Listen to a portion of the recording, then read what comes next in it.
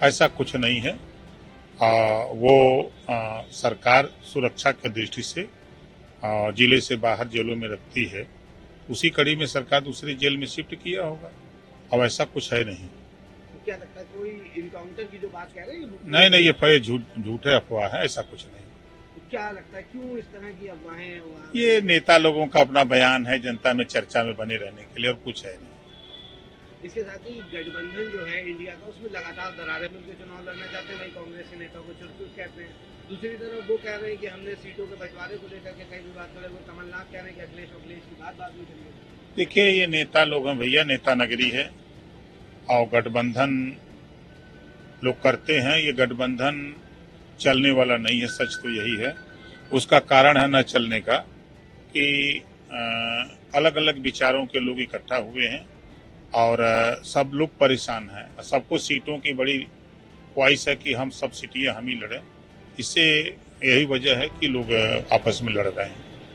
कांग्रेस के जो अध्यक्ष मल्लिकार्जुन खड़गे, उन्होंने कहा है कि माहौल हमारे पक्ष में, हम 5 राज्यों में जीतेंगे और वो यानी कि भारतीय जनता पार्टी या एनडीए गठबंधन 0 पर रहेगा। यही स्थिति है, हम हर प्रयास कर रहे हैं और वो भी प्रयास कर रहे हैं। मुझे ये हास्यास्पद लगता है कि पीएम मध्य प्रदेश गए और कहा मोदी को बोल दिया।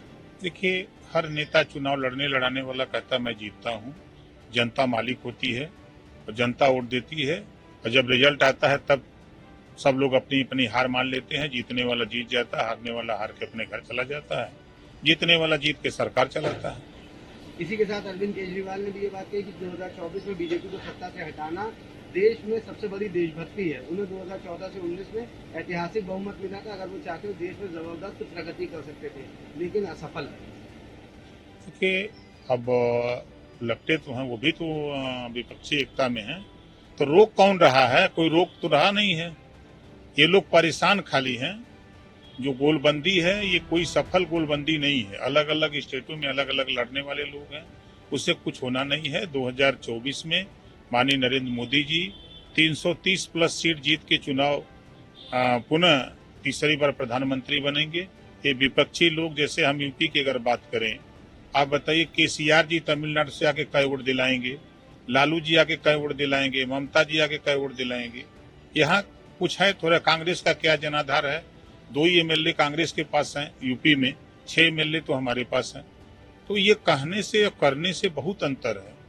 लड़ाई उत्तर प्रदेश नहीं, पूरे देश में जो आज कह रहे हैं, आज लंबी लंबी गाड़ियां लेके सड़कों पर चल रहे हैं। देश में जो सड़कों का निर्माण हुआ है, इसके पहले कभी हुआ था? आज रेलवे पे चले जाइए, जो रेलवे का कायाकल्प बदला है, चाहे प्लेटफार्म हो, चाहे रेलवे लाइनें जो बिछ रही हैं, ये पहले कभी हुआ था क्या? आज कम से कम गरीबों के लिए आप उठा के देखिए, 5 लाख का आयुष्मान कार्ड, ये किसी सरकार में हुआ? किसान सम्मान निधि सीधे खाते में जा रहा है, जिस बात को स्वर्गीय राजीव गांधी जी कहा करते थे कि मैं 100 रुपया भेजता हूं दिल्ली से तो 15 रुपया धरातल पे जाता है। आज तो सीधे 100 रुपया खाते में जा रहा है ना। किसान सम्मान निधि खाते से खाते सीधे किसान के यहाँ। तो कहाँ भ्रष्टाचार खत्म? जो बीच में बिचौलिए थे, आज राशन जो बीच में बिचौलिए होते थे, वो राशन गरीब के घर तक पहुंच रहा है। चाहे प्रधानमंत्री आवास की बात हो, आप उनके घर तक पहुंच रहा है। तो ये विपक्ष के लोग परेशान इस बात को लेके हैं कि माननीय योगी जी के नेतृत्व में और माननीय मोदी जी के नेतृत्व में उत्तर प्रदेश को अगर हम बात करें, तो उत्तर प्रदेश में सपा बसपा कांग्रेस की सरकारों में बड़े पैमाने पर दंगे होते थे, कर्फ्यू लगते थे, घर से लोग नहीं निकल पाते थे। तो चिंता इस बात की है विपक्षियों की, कर्फ्यू क्यों नहीं लग रहा है, दंगे क्यों नहीं हो रहे हैं? दंगे नहीं होंगे, कर्फ्यू नहीं होगा तो हमको वोट नहीं मिलेगा। समाजवादी पार्टी कभी नहीं चाहेगी कि कांग्रेस मजबूत हो। समाजवादी पार्टी चाहती है कि भारतीय जनता पार्टी मजबूत बनी रहे, ताकि मुसलमान गुमराह होकर के नफरत में हमारे साथ खड़े रहें। इस नाते समाजवादी पार्टी के हर जवान पे, अभी आपने देखा ना कि सीट वाले मामले पर चट कांग्रेस उंगली उठा दिया ना कि बीजेपी के सहयोगी हैं। आप ये बात, जब बीजेपी के सहयोगी है तो समझौता क्यों किए हो भाई?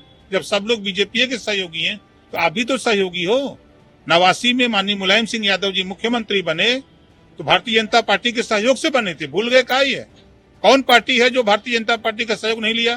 चाहे ममता जी रेल मंत्री बनी, चाहे नीतीश जी बने रेल मंत्री, चाहे उद्धव ठाकरे जी सरकार में थे, ये कौन बचा हुआ है? ये सिर्फ नेता लोग हैं भैया।